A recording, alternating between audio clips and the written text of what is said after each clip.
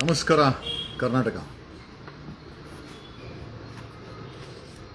ಕರ್ನಾಟಕದಲ್ಲಿ ಧರ್ಮಸ್ಥಳದಲ್ಲಿ ಅಸ್ಥಿ ಪಂಜರಗಳು ಮಾತಾಡುತ್ತಿವೆ.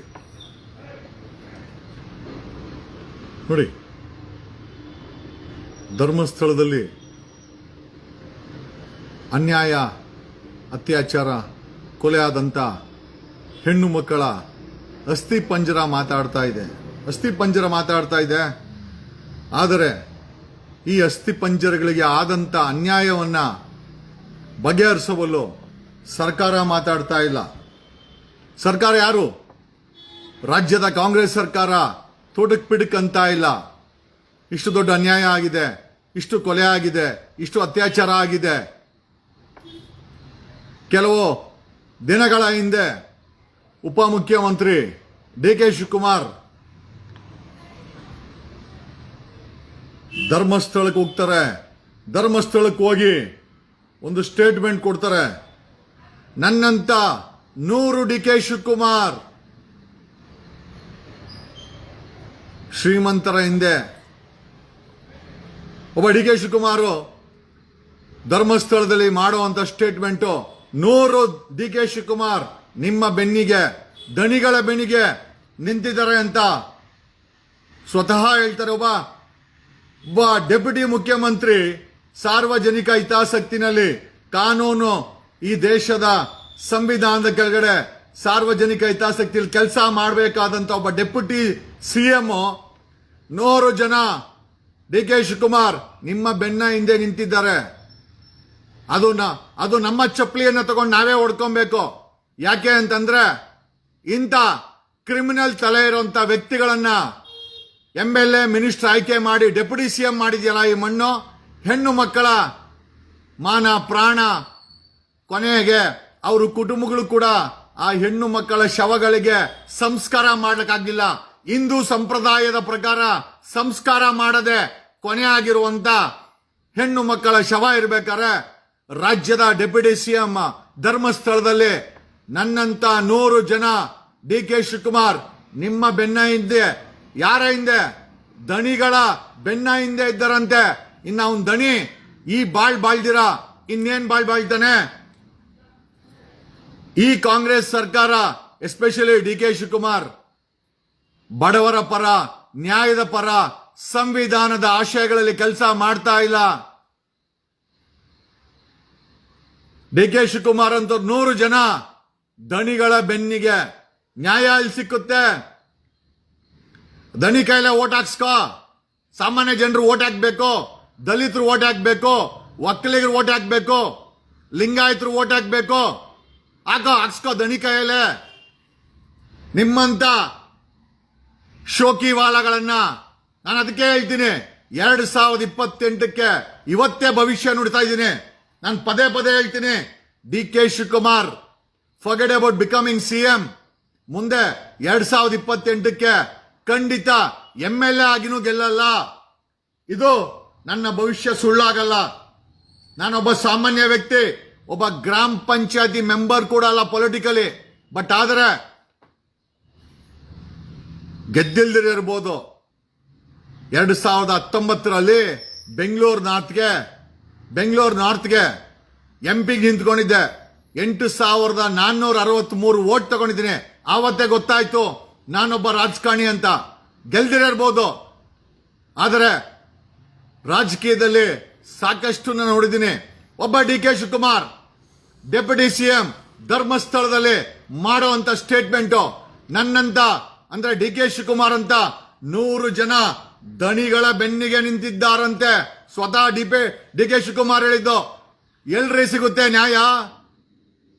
ಎಲ್ಲಿಗೆ ಬಂತು? ಯಾರಿಗೆ ಬಂತು?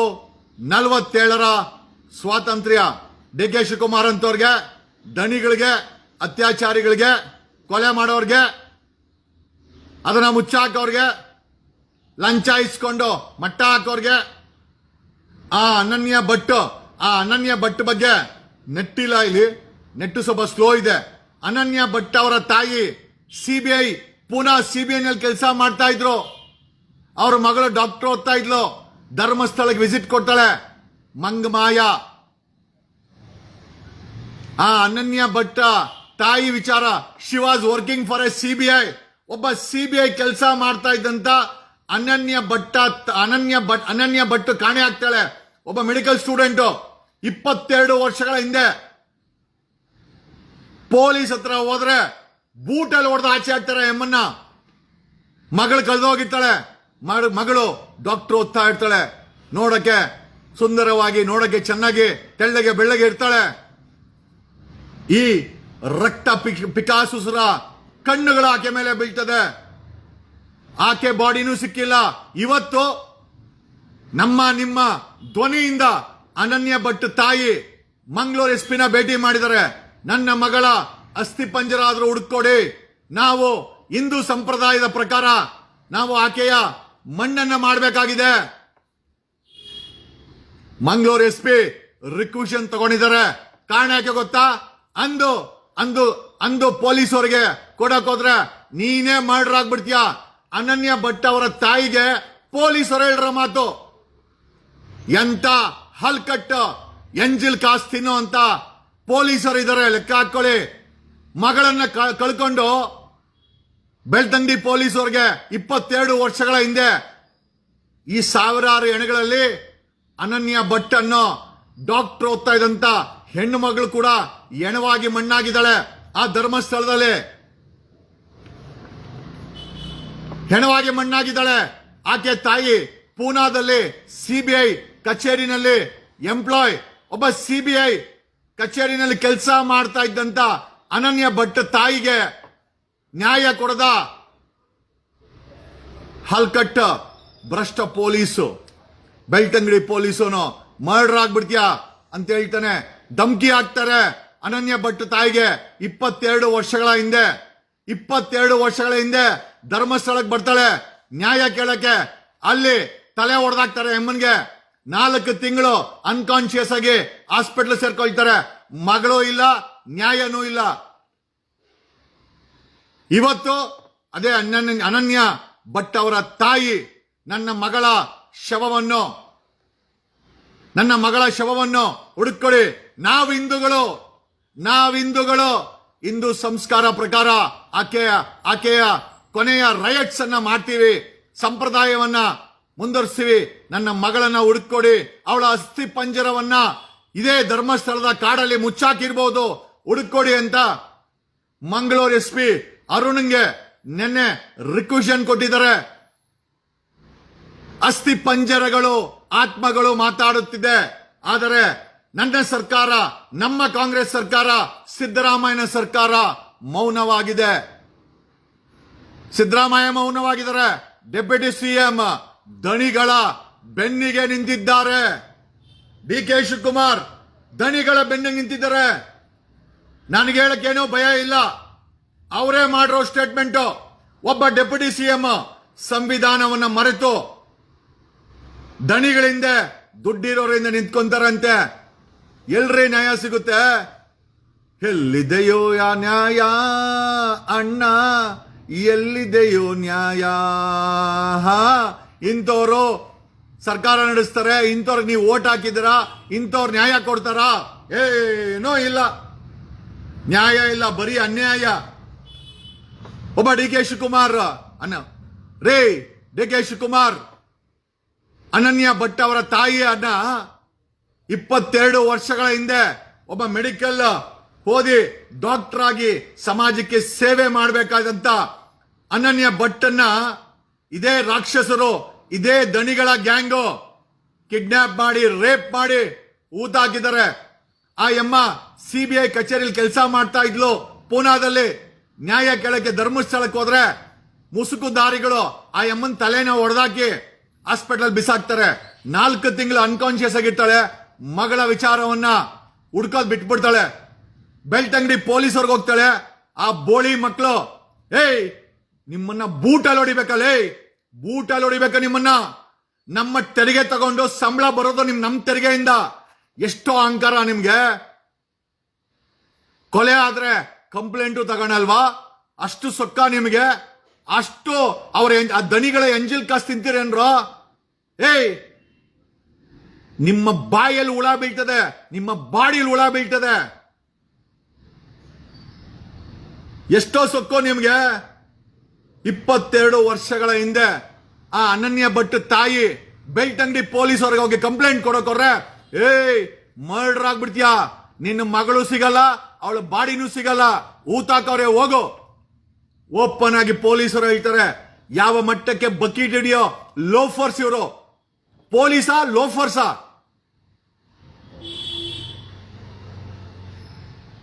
ಕರಿಬೇಕಾಗಿದೆ ನಿಮ್ಮನ್ನ loafers. We don't mind calling you loafers. ನಮ್ಮ ತೆರಿಗೆ ಹಣದಿಂದ ನಿಮ್ಮ ಸಂಬಳ ಬರ್ತದಲ್ಲೇ, ಏ ಬೇಕ್ ಆಫ್ ಇಡಿಯಟ್. ಎಷ್ಟೋ ಎಂಜಲ್ ಕಾಸು ತಿಂತೀರಾ ನೀವು. ಆಕೆ ಎಲ್ಲಿ ಕೆಲಸ ಮಾಡ್ತಾಳೆ ಗೊತ್ತೇನೋ? ಏಯ್ ನಿಮ್ಮನ್ನ ಎತ್ತಿ ಹೊರಡೆ ಹಾಕ್ಸ್ಬೋದಾಗಿತ್ತು, ಆದ್ರೆ ಆ ಅನನ್ಯ ಭಟ್ ತಾಯಿ ತಲೆ ಹೊಡೆದಾಕ್ತಾರೆ. 4 ತಿಂಗಳು ಹಾಸ್ಪಿಟ್ಲ್ ಸೇರ್ಕೊಂತಾಳೆ, ಸಾಯೋ ಸ್ಥಿತಿದಾಳೆ. ಇವತ್ತು ಸಾಯೋ ಸ್ಥಿತಿಲಿದ್ದಾಳೆ. 22 ವರ್ಷ ಆಯ್ತು ಆಕೆಯ ಡಾಕ್ಟರ್ ಮಗಳು ಕಾಣೆ ಆಗಿ. ಸುಂದರವಾಗಿದ್ದಿದ್ದೆ ತಪ್ಪ? ಧರ್ಮಸ್ಥಳಕ್ಕೆ ಭೇಟಿ ಕೊಟ್ಟಿದ್ದೆ ತಪ್ಪ? ಸುಂದರವಾಗಿ ಹೆಣ್ಮಕ್ಳು ಹುಟ್ಟದೆ ಶಾಪನ? ಅಸ್ಥಿ ಪಂಜರಗಳು ಮಾತಾಡುತ್ತಿವೆ. ಸರ್ಕಾರ, ಸಿದ್ದರಾಮಯ್ಯನ ಸರ್ಕಾರ, ಡಿ ಕೆ ಶಿವಕುಮಾರ್ ಸರ್ಕಾರ ಮೌನವಾಗಿದೆ. ಬೀಟ್ ಕರಿತಾ ಅವರಂತೆ ಡಿ ಕೆ ಶಿವಕುಮಾರ್ ಅವರೇ. ನನಗೆ ಯಾರೋ ಹೇಳಿದ್ದು ಸರ್ಕಾರಕ್ಕೆ ಬ್ರೋಕರ್ಗಳು, ನಾನು ನಿಮಗೆ ಕೇಳ್ತೀನಿ, ನನಗೆ ಕೇಳಕ್ಕೇನು ಸಮಸ್ಯೆ ಇಲ್ಲ.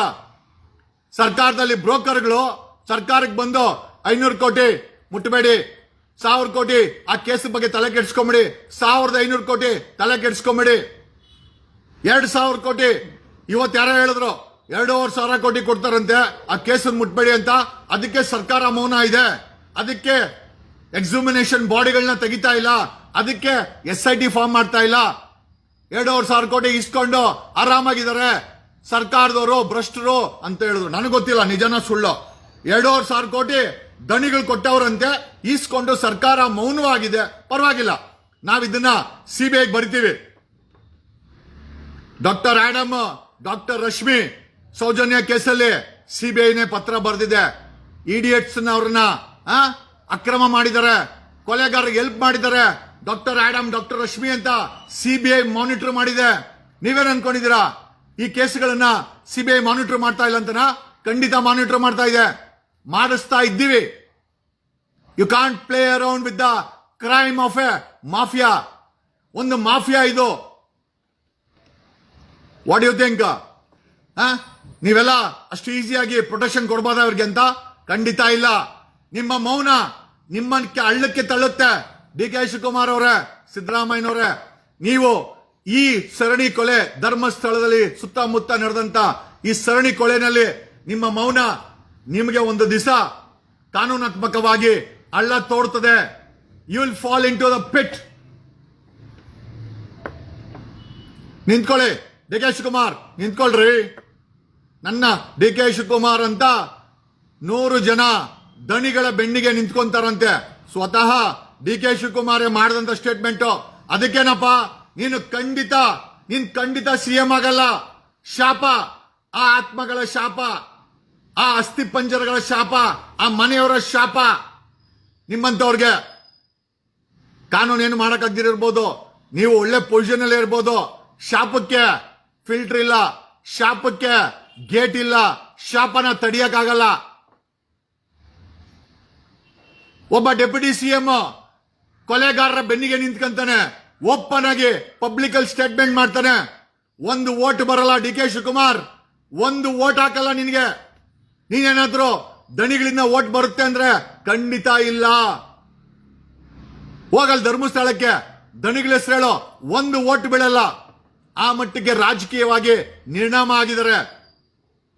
ಆಮೇಲೆ ಇನ್ನೊಂದು ವಿಚಾರ ಹೇಳಲೇಬೇಕು.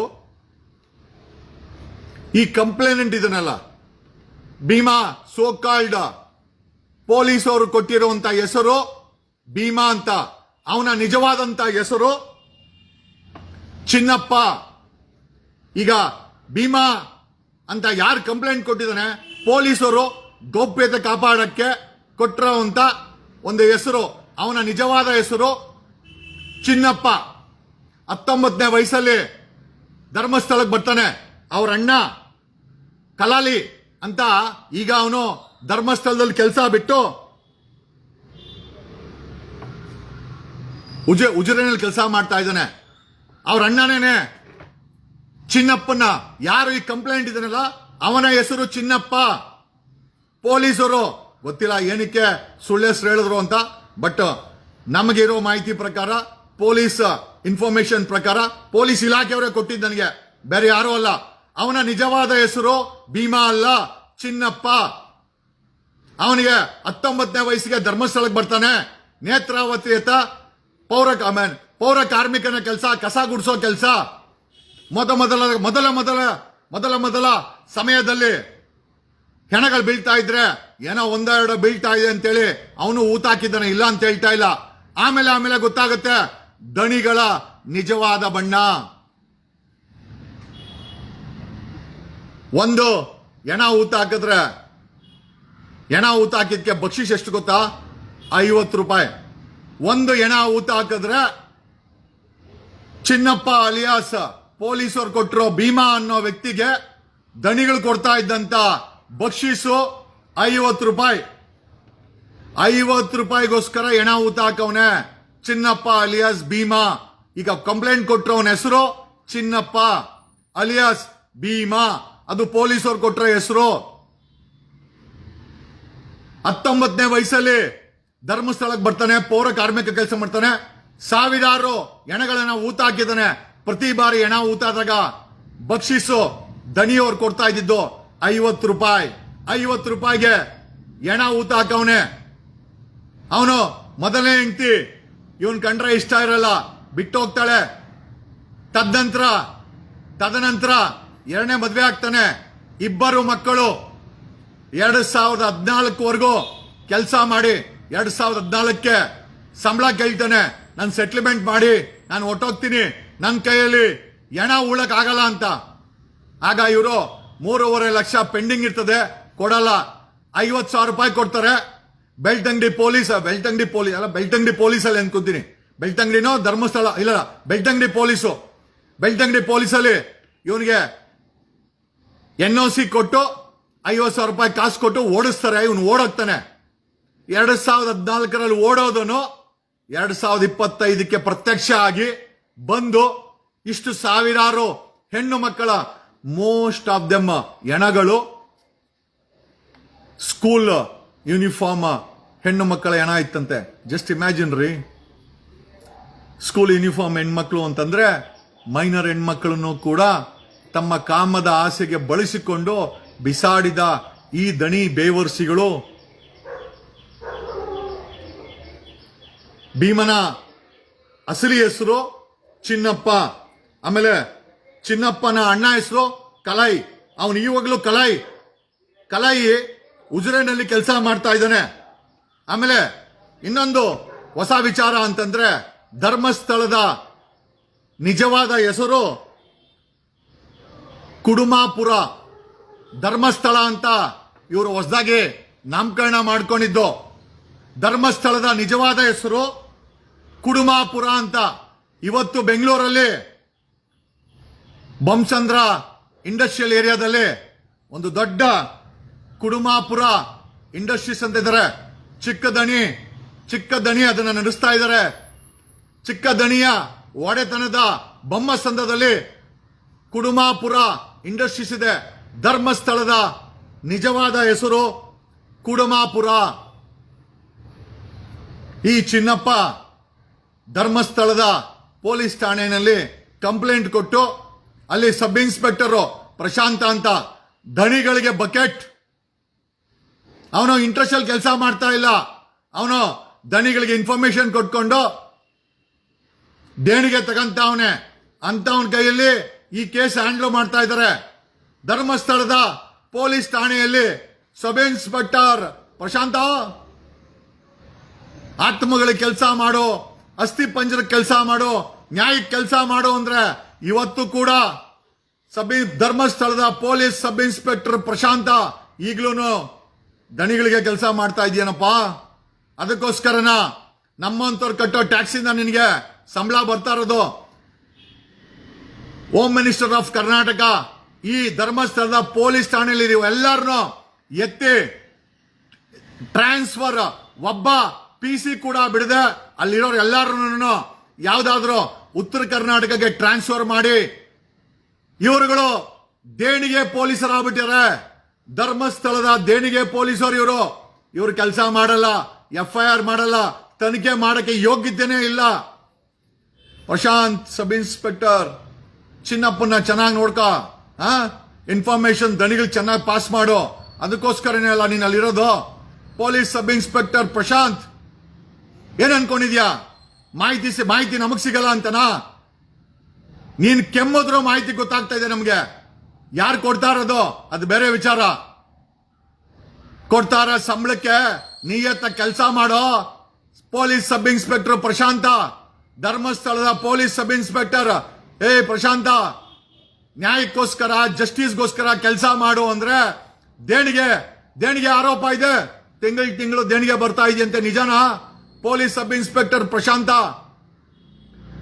ನಮ್ಮಂತವ್ರ ಕಣ್ಣಿಗೆ ಬಿದ್ರೆ ಒಂದೋ ಸಸ್ಪೆನ್ಷನ್ ಇಲ್ಲ ಜೈಲು, ಎರಡರಲ್ಲಿ ಒಂದು ಗ್ಯಾರಂಟಿ. ನಿನ್ನ ದಣಿ ಎಷ್ಟೇ ಪವರ್ಫುಲ್ ಇರಲಿ, ನಿನ್ನ ಬ್ಯಾಕ್ ಗ್ರೌಂಡ್ ಅಲ್ಲಿ ಯಾರೇ ಇರಲಿ, ನ್ಯಾಯದ ಈ ದೇಶದ ಸಂವಿಧಾನಕ್ಕೆ ತನ್ನದೇ ಆದಂತ ಪವರ್ ಇದೆ. ಧರ್ಮಸ್ಥಳದ ಸಬ್ ಇನ್ಸ್ಪೆಕ್ಟರ್ ಪ್ರಶಾಂತ ದೇಣಿಗೆ ಇಸ್ಕೊಂಡು ದಣಿಗಳು ಕೆಲಸ ಮಾಡ್ತಾ ಇದ್ಯಾ? ನಾಚಿಕೆ ಗಿಚ್ಕೆ ಆಗಲ್ವಾ? ನಾಚಿಕೆ ಎಲ್ಲ ಊರಿಂದ ಆಚಿಕೆ ಅಷ್ಟೇ. ನಮ್ಗೆ ದಣಿಗೆ ಕೆಲಸ ಮಾಡೋದು. ಚಿನ್ನಪ್ಪನ್ ಚೆನ್ನಾಗಿ ನೋಡ್ಕೋ. ಎಲ್ಲಾದ್ರೂ ಲಾರಿ ಗಿರಿ ಹತ್ಸ್ಬಿಟ್ಟರು ದಣಿಗಳು, ಆಮೇಲೆ ಆ ಜಾಗದಲ್ಲಿ ನೀನಿರಲ್ಲ, ಜೈಲಲ್ಲಿ ಇರ್ತೀಯ, ಮಂಗಳೂರು ಜೈಲ್ಗೆ ಹೊಟ್ಟೋಗ್ತೀಯ. ಯಾಕೆ ಅಂತಂದ್ರೆ ದಣಿಗಳಿಗೆ ಸಂಪೂರ್ಣವಾದಂತ ಮಾಹಿತಿ ಕೊಡ್ತಾ ಇರೋನು ಇದೇ ಧರ್ಮಸ್ಥಳದ ಪೊಲೀಸ್ ಸಬ್ ಇನ್ಸ್ಪೆಕ್ಟರ್ ಪ್ರಶಾಂತ ಅಂತ ನಮ್ಮ ಹತ್ರ ಮಾಹಿತಿ ಇದೆಯಪ್ಪ. ಇಲ್ಲ ಅಂತೇಳಿ ಒಂದು ವಿಡಿಯೋ ಮಾಡಾಕೋ. ನೀನ್ ಏನೇನು ಇನ್ಫಾರ್ಮೇಶನ್ ಕೊಡ್ತಾ ಇದ್ಯಾ? We will give the evidence.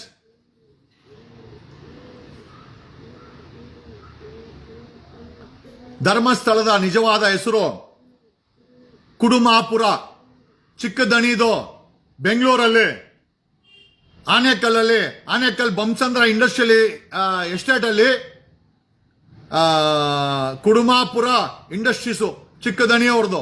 ಆಮೇಲೆ ಬರೀ ಬೆಂಗಳೂರಲ್ಲೇ ಅಲ್ರಿ, ವಿಜಯ ಮಲ್ಯ ರಸ್ತೆನಲ್ಲಿ UB ಸಿಟಿ ಹತ್ರ 1 ಎಕರೆಗೂ ದೊಡ್ಡ ಕಾಂಪೌಂಡೆಡ್, ಕಡಿಮೆ ಅಂದ್ರು 500 ಕೋಟಿ ಬೆಲೆ ಬಾಳೋ ಬಂಗ್ಲೆ ಇದೆ ಅವ್ರದ್ದು. ಅಲ್ಲ, ಬರೀ ವಿಜಯ ಮಲ್ಯ ಧರ್ಮಸ್ಥಳದಲ್ಲಿ ಪ್ರಾಪರ್ಟಿ ಇಲ್ಲ. ಧರ್ಮಸ್ಥಳದಲ್ಲಿ ಕನಿಷ್ಠ 4,000 ಎಕರೆ ದಣಿಗಳ ಒಡೆತನದ ಜಾಗ. ಅದು ಎಷ್ಟು ಬೆಲೆ ಬಾಳಬಹುದು? ಯಾಕೆ DK ಶಿವಕುಮಾರ್ ಬೆನ್ನಿಗೆ ನಿಂತವ್ರೆ ಅಂತಂದ್ರೆ ಅವ್ರ ಹತ್ರ ಕಂತೆ ದುಡ್ಡಿದೆ, 1000 ಎಕರೆ ಪ್ರಾಪರ್ಟಿ ಇದೆ. ಎಲ್ಲ ಪ್ರಾಪರ್ಟಿಗೂ ಒಳ್ಳೆ ಸಂಪಾದನೆ ಆಗುತ್ತೆ. ದೇವಸ್ಥಾನ ಕಟ್ಟಿದ್ರು ದುಡ್ಡು, ಪೆಟ್ರೋಲ್ ಬಂಕ್ ಕಟ್ಟಿರೋದು ದುಡ್ಡು, ಮೆಡಿಕಲ್ ಕಾಲೇಜ್ ಕಟ್ಟಿರೋದು ದುಡ್ಡು, ಟಾಯ್ಲೆಟ್ ಕಟ್ಟಿರೋದು ದುಡ್ಡು, ರೋಡ್ ಹಾಕಿರೋ ದುಡ್ಡು, ಕಾಡಲ್ಲೂ ದುಡ್ಡು, ನಾಡಲ್ಲೂ ದುಡ್ಡು. ಡ್ಯೂ ದಣಿಗಳ ಆಸ್ತಿ ಎಷ್ಟಿರ್ಬೋದು? ಯಾರಿಗಾರ ಅಂದಾಜಿದ್ಯಾ? Any guess? ದಣಿಗಳ ಆಸ್ತಿ DK ಶಿವಕುಮಾರ್ ಅಂತವರು ದಣಿಗಳ ಜೊತೆಗೆ ನಿಂತ್ಕಂತಾರಲ್ಲ, ಯಾಕೆ ನಿಂತ್ಕಂತಾರೆ? ದಣಿಗಳ ಆರ್ಥಿಕ ಬಲ ಏನು? ಯಾರಿಗಾರ ಒಂದು ಗೆಸ್ ಇದೆಯಾ? Any guess? ಎಷ್ಟು ಲಕ್ಷ ಕೋಟಿ ಇರ್ಬೋದು ಅವ್ರ ಹತ್ರ? ಕರ್ನಾಟಕದಲ್ಲಿ ಎವ್ರಿ 10 ಕಿಲೋಮೀಟರ್ಸ್, ಪ್ರತಿ 10 ಕಿಲೋಮೀಟರ್ ಅಲ್ಲಿ ದಣಿಗಳ ಆಸ್ತಿ ಇದೆ. ಪೆಟ್ರೋಲ್ ಬಂಕ್ ಇದೆ, ಕಾಲೇಜ್ ಇದೆ, ಲಾಡ್ಜ್ ಇದೆ. ಪ್ರತಿ 10 ಕಿಲೋಮೀಟರ್ ಸಂಪಾದನೆ ಮಾಡೋ, ಬಾಡಿಗೆ ಮಾಡೋ, ಹಣ ಬರೋ, ಪ್ರತಿ ತಿಂಗಳು ಆಮದಾನಿ ಬರೋ ದಣಿಗಳ ಪ್ರಾಪರ್ಟಿ ಇದೆ. ಎವ್ರಿ 10 ಕಿಲೋಮೀಟರ್ಸ್ ಇನ್ನ ಕರ್ನಾಟಕ ದಣಿಗಳ ಆಸ್ತಿ ಇದೆ. ದಣಿಗಳಿಗೆ ಪ್ರತಿ ತಿಂಗಳು ಆ ಆಸ್ತಿಗಳಿಂದ 100 ಕೋಟಿ ಹಣ ಬರ್ತದೆ. ಹುಂಡಿಗೆ 100 ಕೋಟಿ ಹಣ ಬೀಳ್ತದೆ. ಮೆಡಿಕಲ್ ಕಾಲೇಜ್ 100 ಕೋಟಿ, ಇಂಜಿನಿಯರಿಂಗ್ ಕಾಲೇಜ್ 100 ಕೋಟಿ, ಎಜುಕೇಶನ್ ಇನ್ಸ್ಟಿಟ್ಯೂಟ್ 100 ಕೋಟಿ.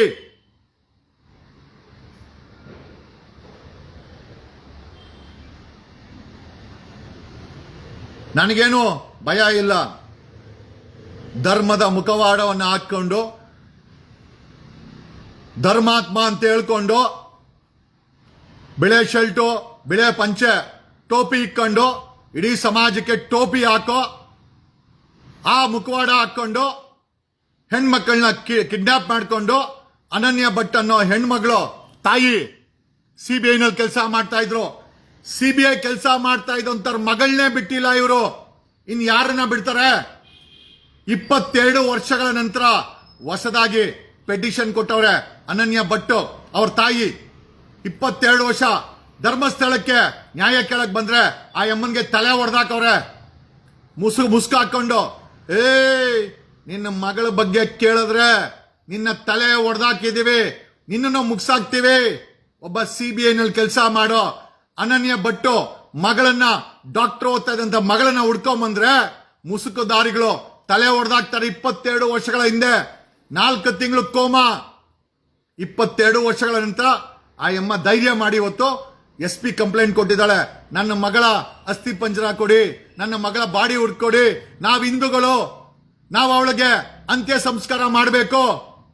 ಏನ್ ತಪ್ಪಿದೆ? ಬಾಂಗ್ಲಾದೇಶ ಹಿಂದೂಗಳ ಬಗ್ಗೆ ಬಾಯಿ ಬಡ್ಕೊಂತಾರೆ, ಪಾಕಿಸ್ತಾನದಲ್ಲಿರೋ ಹಿಂದೂಗಳ ಬಗ್ಗೆ ಸಾರಿ ನನ್ನ ನೆಟ್ವರ್ಕ್ ಇಶ್ಯೂ ಆಯ್ತು, ಹಾಗಾಗಿ ಡಿಸ್ಕನೆಕ್ಟ್ ಆಯ್ತು. ಒಬ್ಬ ಅನನ್ಯ ಭಟ್ ಅವರ ತಾಯಿ ತಲೆ ಹೊಡೆದಾಕಿ 22 ವರ್ಷಗಳ ನಂತರ ಮಂಗಳೂರು SP ಕಂಪ್ಲೇಂಟ್ ಕೊಟ್ಟವ್ರೆ. ನಾವು ಹಿಂದೂಗಳು ನಮ್ಮ ಮಗಳ ಅಂತ್ಯ ಸಂಸ್ಕಾರ ಮಾಡೋಕೆ ಬಾಡಿ ಹುಡ್ಕೊಡಿ ಅಂತ. ಪ್ರತಿದಿನ ಈ ಕೇಸಲ್ಲಿ ಪ್ರೆಷರ್ ಬಿಲ್ಡಪ್ ಆಗ್ತಾ ಇದೆ. ಅಸ್ಥಿ ಪಂಜರಗಳು ಮಾತಾಡ್ತಾ ಇದೆ, ಆತ್ಮಗಳು ಮಾತಾಡ್ತಾ ಇದೆ, ಜನ ಮಾತಾಡ್ತಾ ಇದ್ದಾರೆ, ಕ್ಯಾಕರ್ಸ್ ಉಗಿತಾ ಇದ್ದಾರೆ ಜನ. ಆದರೆ ಇಷ್ಟೆಲ್ಲ ಒಗೆದ್ರು ಕಾಂಗ್ರೆಸ್ ಸರ್ಕಾರ, ಸಿದ್ದರಾಮಯ್ಯ ಸರ್ಕಾರ ಮೌನವಾಗಿದೆ. ಯಾಕೆ? ನೀವೇ ಕೇಳಬೇಕು. What is the problem? ನೀವೇ ಕೇಳಬೇಕು. We want accountability for this murders. ಈ ಮರ್ಡರ್ಗಳಿಗೆ ಲೆಕ್ಕಾಚಾರ ಬೇಕು. ಈ ಹೂತ ಹಾಕಿರೋ ಹೆಣಗಳು ಹೊರ ತೆಗಿಬೇಕು. ಈ ಯಾರನ್ನ ಹೂತ ಹಾಕಿದ್ದಾರೆ ಅವರ ಮನೆಯವ್ರಿಗೆ ಗೊತ್ತಾಗಬೇಕು. ಅಕ್ರಮವಾಗಿ ರೇಪ್ ಆಗಿ ಅವ್ರ ಹೆಣಗಳನ್ನ ಮುಚ್ಚಾಕಿದ್ದಾರೆ ಅಂತ ಕನಿಷ್ಠ ಆ ಹೆಣಗಳಿಗೆ ಹಿಂದೂ ಸಂಪ್ರದಾಯದ ಪ್ರಕಾರ ಅಂತ್ಯ ಸಂಸ್ಕಾರ ಮಾಡೋ ಒಂದು ಅವಕಾಶವನ್ನ ಸಿದ್ದರಾಮಯ್ಯ ಸರ್ಕಾರ ಆ ತಂದೆ ತಾಯಿಗಳಿಗೆ, ಆ ಕುಟುಂಬದವ್ರಿಗೆ ಮಾಡಿಕೊಡ್ತಾರೆ ಅಂತ ನಾವೆಲ್ಲ ನಂಬಿದ್ದೇವೆ. ಸಿದ್ದರಾಮಯ್ಯ ಸರ್ಕಾರಕ್ಕೆ ಯಾರು ಹಣ ಕೊಡಿ ಅಂತ ಕೇಳ್ತಾ ಇಲ್ಲ. ಅಂತ್ಯ ಸಂಸ್ಕಾರ ಮಾಡ್ತೀವಿ. ನಾವು ಹಿಂದೂಗಳು, ನಮ್ಮ ಹೆಣ್ಮಕ್ಳು ಅಲ್ಲಿಗೆ ಹೋದವ್ರು ಕಾಣೆ ಆಗಿದ್ದಾರೆ, ಕೊಲೆ ಆಗಿದ್ದಾರೆ ಅಂತ ಈಗ ವಿಚಾರ ಗೊತ್ತಾಗಿದೆ. ಅವರ ಬಾಡಿಗಳನ್ನ ನಮಗ್ ಕೊಡಿ, ನಮಗ್ ಗುಡ್ ಕೊಡಿ. ನಾವು ಹಿಂದೂಗಳು ಅಂತ್ಯ ಸಂಸ್ಕಾರ ಮಾಡಬೇಕು ಅಂತ ಕೇಳ್ತಾ ಇರೋಂತ ಆತ್ಮಗಳು.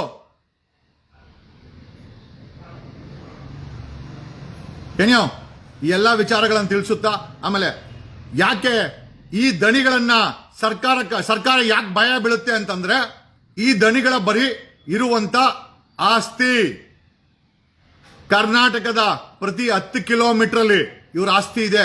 ಎವ್ರಿ 10 ಕಿಲೋಮೀಟರ್ಸ್ ದಣಿಗಳ ಆಸ್ತಿ ಇದೆ. ಪ್ರತಿ ತಿಂಗಳು ಆಮದಾನಿ ಬರುತ್ತೆ. ಲಕ್ಷಾಂತರ ರೂಪಾಯಿ, ಕೋಟ್ಯಾಂತರ ರೂಪಾಯಿ, ಸಾವಿರಾರು ಕೋಟಿ ಆಮದಾನಿ ಇದೆ. ಆಮೇಲೆ ದಣಿಗಳದು ಅಕ್ರಮವಾಗಿ ಬಡ್ಡಿ ದಂಧೆ ಇದೆ. ಹೊಟ್ಟೆ ತುಂಬಲ್ಲ ಇವ್ರಿಗೆ. ಬಾಡಿಗೆ ಬರ್ತದೆ, ಉಂಡಿ ಬೀಳ್ತದೆ ದೇವಸ್ಥಾನದಲ್ಲಿ, medical college, engineering college, institute, schools, colleges, industries ಎಲ್ಲ ಇದೆ. ಸಾವಿರಾರು ಕೋಟಿ. Can you just believe? ಇವರ ಒಟ್ಟು ಅಂದಾಜು ಆಸ್ತಿ, ದಣಿಗಳ ಅಂದಾಜು ಆಸ್ತಿ ಎಷ್ಟಿರ್ಬೋದು? Any guess? ಒಂದು ಗೆಸ್ ಮಾಡಿ, ನಂಬರ್ ಹಾಕಿ. ದಣಿಗಳ ಆಸ್ತಿ ಒಂದು ಅಂದಾಜಿನ ಪ್ರಕಾರ ಭಾರತದ 1 ವರ್ಷದ ಬಜೆಟ್ ಇದೆಯಲ್ಲ, 1 ವರ್ಷದ ಬಜೆಟ್ 35 ಲಕ್ಷ ಕೋಟಿ. 35 ಲಕ್ಷ ಕೋಟಿಗೂ ಅಧಿಕ ಆಸ್ತಿ ಈ ದಣಿಗಳ ಬಳಿ ಇದೆ. 3-4 ತಲೆಮಾರುಗಳು ಇವರು ಸಂಪಾದನೆ ಮಾಡಿರುವಂತ ಹಣದ ಮೊತ್ತ ಕೇವಲ 3 ತಲೆಮಾರು. ಇವರ ಆಸ್ತಿ ಎವ್ರಿ 10 ಕಿಲೋಮೀಟರ್ಸ್ ದಣಿಗಳ ಆಸ್ತಿ. ಬಾಡಿಗೆ ಮನೆ, lodge, hotel, petrol bunk, gas station, hotel, industries, bungalow, ಮನೆ. ಇಂಥ ಇಂಡಸ್ಟ್ರಿ ಇವ್ರು ಮಾಡಿಲ್ಲ ಅಂತಿಲ್ಲ. ಎಲ್ಲ ತಗೊಂಡೋಗಿ ನಿಮ್ ಮನೆ ದುಡ್ಡನ್ನು ತಗೊಂಡೋಗಿ ಅವ್ರ ಉಂಡಿಗೆ ಹಾಕಿ ಹಾಕಿ ಹಾಕಿ ಹಾಕಿ ಇವತ್ತು ಸರಣಿ ಕಿಡ್ನಾಪು, ಸರಣಿ ರೇಪುಗಳು, ಸರಣಿ ಏನೋ ಈ ವಿಚಾರದಲ್ಲಿ ಅಸ್ಥಿ ಪಂಜರಗಳು ಮಾತಾಡ್ತಾ ಇದೆ, ಸರ್ಕಾರ ಮೌನವಾಗಿದೆ. ಇಷ್ಟೊತ್ತಿಗಾಗ್ಲೇ ಬೇರೆಯವರಾಗಿದ್ರೆ ಗುಂಡಾಗಿ ಪೊಲೀಸರು ಮುಗಿಸ್ಬಿಡ್ತಾ ಇದ್ರು. ಇವ್ರನ್ನ ಮುಟ್ಟಕ್ಕಾಗಲ್ಲ. ಯಾಕೆ ಅಂತಂದ್ರೆ ಆ ದೈತ್ಯಾಕಾರವಾಗಿ ಆರ್ಥಿಕವಾಗಿ ಬೆಳೆದು ನಿಂತಿದ್ದಾರೆ. ಡಿ ಕೆ ಶಿವಕುಮಾರ್ ಅಂತವರು ಬೈ ಡಿಫಾಲ್ಟ್ ಹೇಳಲೇಬೇಕು, ನಾವು ನಿಮ್ ಬೆನ್ನಿಗೆ ನಿಂತಿದ್ದೀವಿ ಅಂತ. ಇಲ್ಲ ಅಂದ್ರೆ ವರ್ಕೌಟ್ ಆಗಲ್ಲ. ಬಟ್ ಡಿ ಕೆ ಶಿವಕುಮಾರ್ ಅವರೇ, ನಿಮ್ಮ ಮನೆಯಲ್ಲೂ ಮಗಳಿದ್ದಾಳೆ, ನಿಮ್ಮ ಮನೆಯಲ್ಲೂ ಮಗಳಿದ್ದಾಳೆ. ಅಕಸ್ಮಾತ್ ನಮ್ಮ ಮನೆಯವ್ರಿಗೆ ಆ ಥರ ಆದ್ರೆ ನಾವು ಈ ಥರ ಸ್ಟೇಟ್ಮೆಂಟ್ ಮಾಡಕ್ ಸಾಧ್ಯನಾ? ನಮ್ಮ ಮಕ್ಕಳ ಜೊತೆ ಈ ರೀತಿ ಅನ್ಯಾಯ ನಡೆದ್ರೆ ನಾವುಗಳು ಈ ರೀತಿ ಸ್ಟೇಟ್ಮೆಂಟ್ ಮಾಡಕ್ ಸಾಧ್ಯನಾ? ನಮ್ ನೆಂಟರು, ನಮಗೆ ಬೇಕಾದವರು ಈ ರೀತಿ ಅಲ್ಲಿ ಹೋಗಿ ಕಿಡ್ನಾಪ್ ಆಗಿ ರೇಪ್ ಆಗಿ ಕಾಡಲ್ಲಿ ಮುಚ್ಚಾಕವ್ರೆ ಅಂತಂದ್ರೆ ಬ್ಲಡ್ ಬಾಯ್ಲ್ ಆಗಲ್ಲ ಡಿ ಕೆ ಶಿವಕುಮಾರ್ ಅವರೇ. ಅದಕ್ಕೋಸ್ಕರ ನಾನು ನಿಮ್ಗೆ ಹೇಳಿದ್ದು, you are unfit to be a politician, forget about become CM. 2028ಕ್ಕೆ ನೀವು ಆ ಇರೋ MLA ಪೋಸ್ಟ್ ಕೂಡ ಉಳಿಸ್ಕೊಳಲ್ಲ. ಇದು ನನ್ನ ಭವಿಷ್ಯ. ನಿಮ್ಮ 25 ವರ್ಷದ ರಾಜಕೀಯ ಭವಿಷ್ಯದಷ್ಟು ನನ್ನ ಅನುಭವ ಇಲ್ಲ. ಬಟ್ ಆದರೂ ನನ್ನ ಬಾಯಲ್ಲಿ ಮಾತು ಬರ್ತಾ ಇದೆ. 2028 ನೀವೇ ನಿಮ್ಮಂತವ್ರು ಬೆನ್ನಿಗೆ ನಿಂತ್ಕೊಂಬಾರ್ದು ಅಂತಾನೆ, ಈ ದಣಿಗಳ ಬೆನ್ನಿಗೆ ನಿಂತ್ಕೊಂಬಾರ್ದು ಅಂತಾನೆ 2028ಕ್ಕೆ ಆ MLA ಸ್ಥಾನವನ್ನ ಡಿ ಕೆ ಶಿವಕುಮಾರ್ ಗೆಲ್ಲಕ್ಕೆ ಸಾಧ್ಯ ಇಲ್ಲ. ಇದು ಆತ್ಮಗಳ ಶಾಪ, ನೊಂದ ವ್ಯಕ್ತಿಗಳ ಶಾಪ. ನಿಂತ್ಕೋ, ಸೋತ್ ಮೇಲೆ